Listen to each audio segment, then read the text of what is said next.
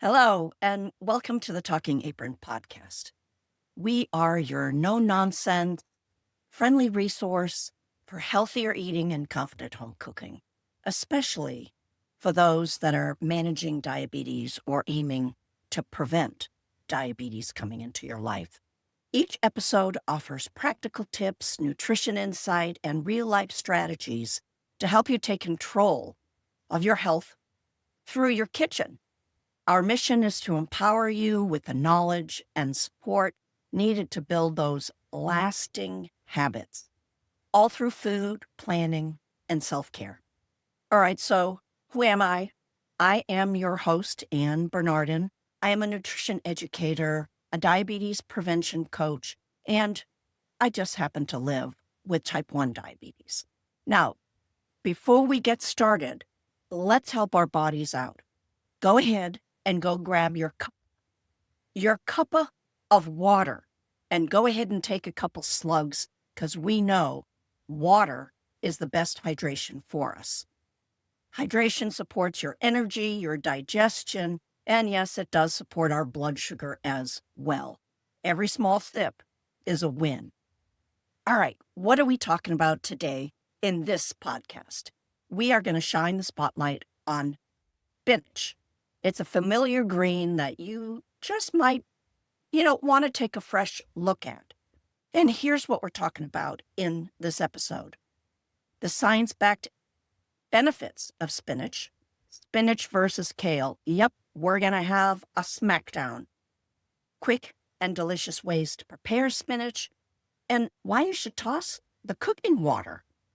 And what happened to that curly spinach of the 60s? And how about some easy ways to add spinach into your everyday meals? So stick around for the end for a quick win that you can try today.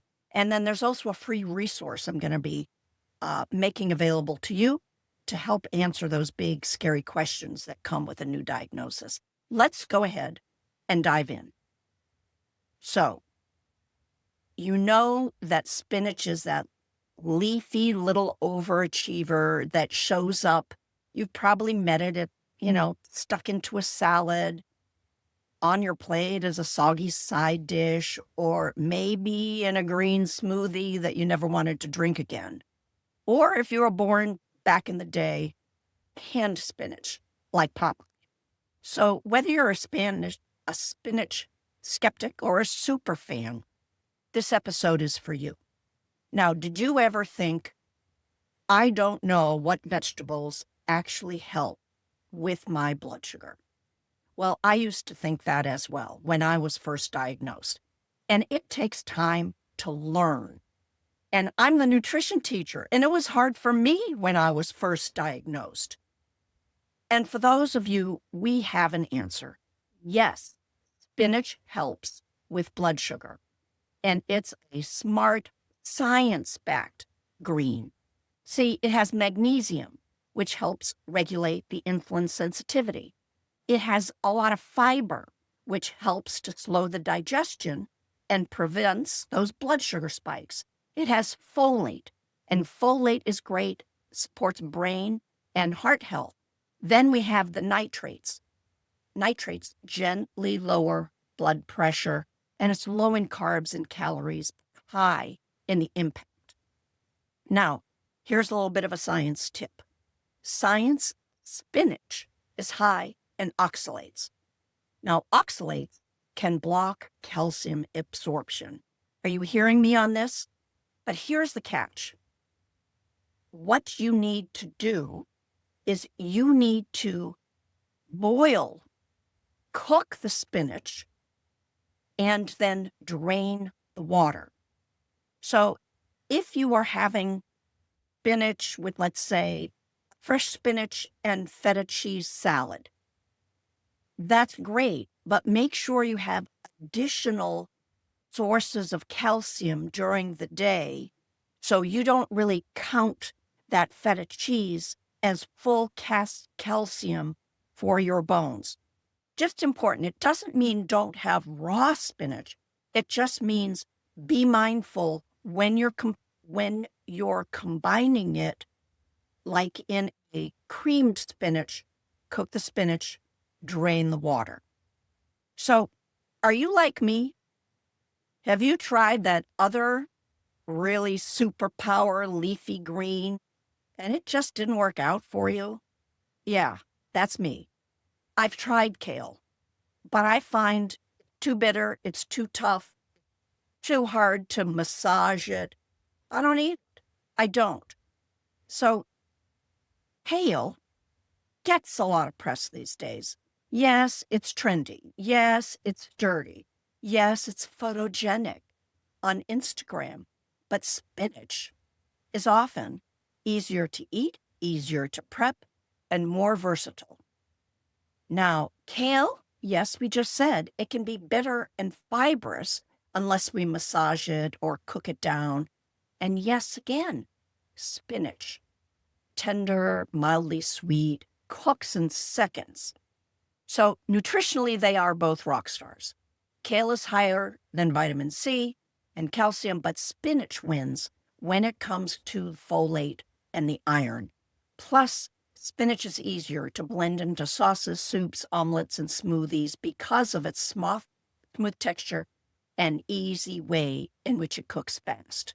So if kale hasn't won your heart yet, let's go ahead and add in spinach because we do need those dark leafy greens in our food rotation because they're so, so good for us. So let's just do our quick reminder. Softer, sweeter, tender, less fibers, cooks under 2 minutes, blends beautifully into sauces and smoothies, and it says higher in folate and iron than kale. I don't know how to eat more vegetables without it being a chore.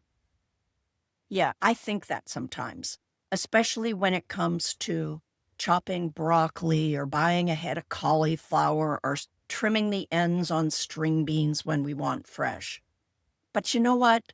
You can find some of those vegetables easier packaged in the grocery store. But let's think spinach.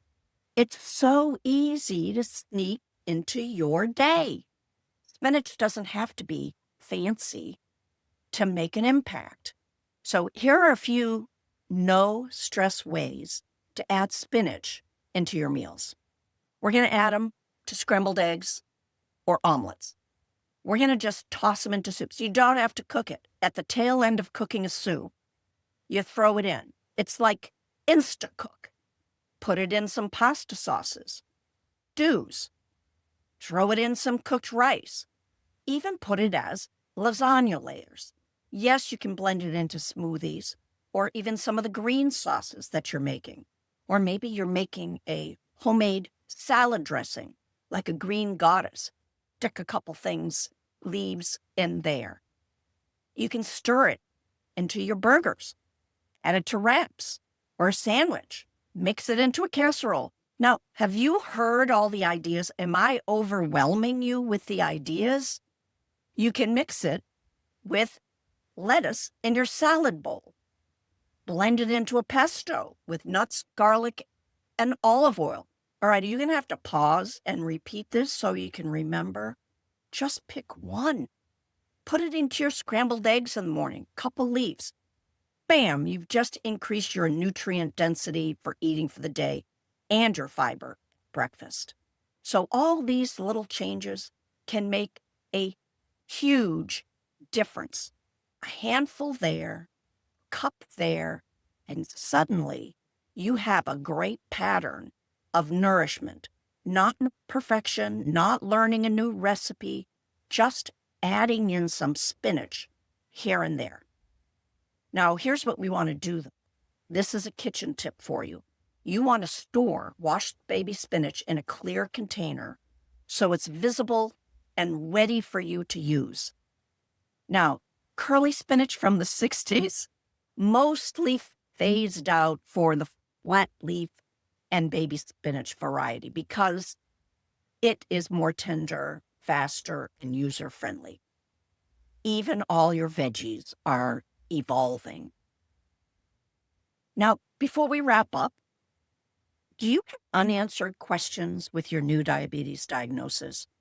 I do have a PDF, and it's simply called The 10 Questions All Newly Diagnosed Prediabetics Ask.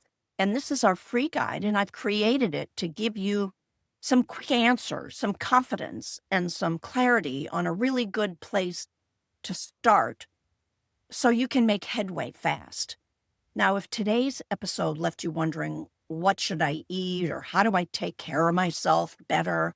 Well, this guide was made for you. I answer all the questions from people out there living just like you. So go ahead and grab your copy. You will find the link in the description to this podcast, or you can go to the website, thetalkingapron.com. Now, are you thinking about cooking spinach tonight? Well, here's a quick win. You ready? Mini recipe coming your way. You saute the spinach in oil. Now, what does that mean? That means you put oil in a saute pan. And the spinach, when you take it fresh out of the package, it's like it grows and grows and grows because it's so packed in there. But when you put it in the saute pan a little bit at a time, it cooks smaller and smaller and smaller. So don't get overwhelmed with that. So you'll put the olive oil in the pan, add a little bit of garlic. Then you're going to be adding the spinach. And just keep lightly flipping it over because the high temperature in the oil is going to cook the spinach. You're going to keep adding more spinach to gently cook it. That's it. Once it's all cooked, you add a splash of lemon, some salt and pepper, and you are ready to go. No fuss, no muss. Simple. It's ready in about 3 minutes. It supports your blood sugar, makes a great side dish. At the top are for eggs, rice, even toast. Small habit, big win. And as we come to a close, I just want to say thank you for spending a little time with me today, listening to the Talking Apron podcast. My hope is that you leave this episode feeling a little more confident, a little more cared for, and a whole lot less alone on this journey. Every small step you take in your kitchen adds up to something powerful in your life. So keep showing up. Keep stirring the pot, literally and figuratively. And remember, your health is worth the effort. You are absolutely capable of making changes that matter. And if this episode gave you something to think about or try, hit subscribe so we can keep this conversation going every single week. And I will be right there with you, cheering you on with my apron over my head and ready to go. Now, don't forget to download that free guide, The 10 Questions All Newly Diagnosed Prediabetics Ask. The link is in the description. Bye for now.